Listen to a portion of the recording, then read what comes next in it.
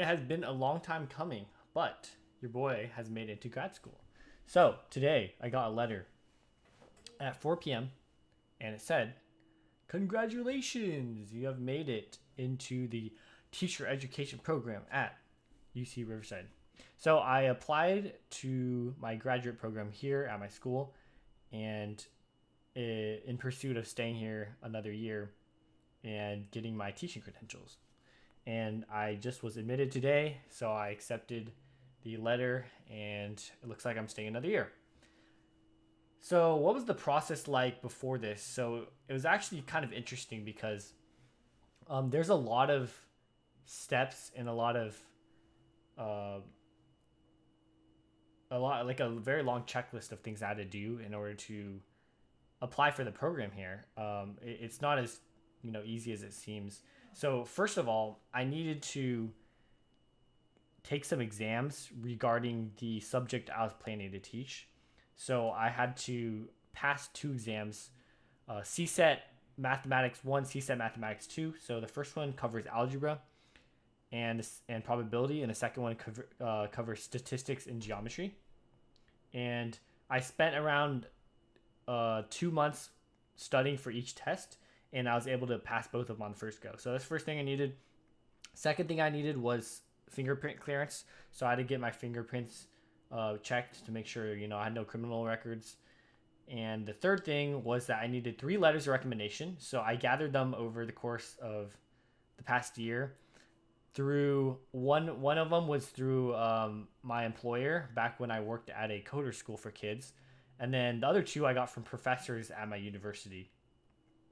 And then the fourth thing I needed was I needed to write an essay regarding my statement of purpose, so why I wanted to do it, and I'd write a personal history statement over kind of my past and what brought me to where I am today and why I'm choosing to pursue single subject credentials in mathematics.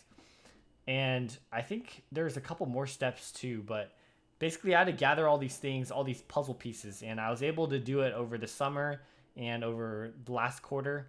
And then I submitted my application in December, and I submitted for priority application. So mine was looked at first, and that was just to increase my chances. But my application overall was pretty strong, I'm pretty sure. And because of all of that, and because I know I was a good student, I was pretty sure I would get in, but I wasn't really sure yet. And so 2 weeks ago, or 2.5 weeks ago, I was accepted for the interview at my school. And so I had to wake up early and go to a 3-hour interview where they asked me a bunch of questions about kind of some deep questions involving cultural and race and diversity things.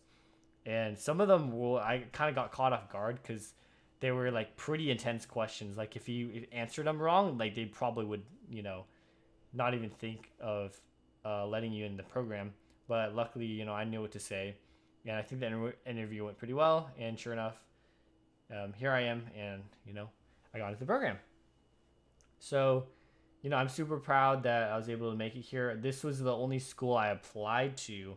The acceptance rates are pretty good if you have, all the pieces you need, and overall you're just a good person. The reason they have in-person interviews for this graduate program is because they want to meet you in person and make sure you're not like a crazy person. So, I went in there and I just acted normal. So I'm sure they liked me for that. But yeah, so actually this was the only school I applied to. And in case I didn't get in, I had a backup plan where applications to other schools were closing around beginning of March. And so I was going to actually head over to Torrance this weekend, and I have a connection with one of the vice principals there, which would let me observe some of the math classrooms there and get some more observational hours. Because some of the other schools, they require you to have 30 plus hours of observational hours at a school districts in order to complete your application.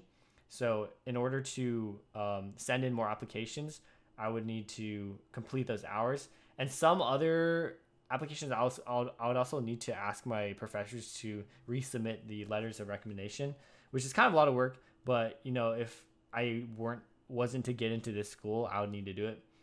But luckily, I only applied to one, and I got into the school I wanted to.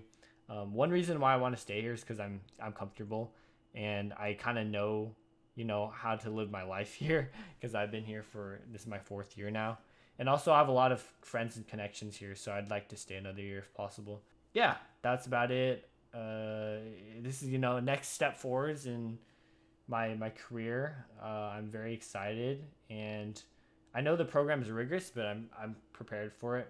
I just got to make sure I stay on top of things, and I think I'll be fine. But yeah, that's just an update for you guys, and see you guys later.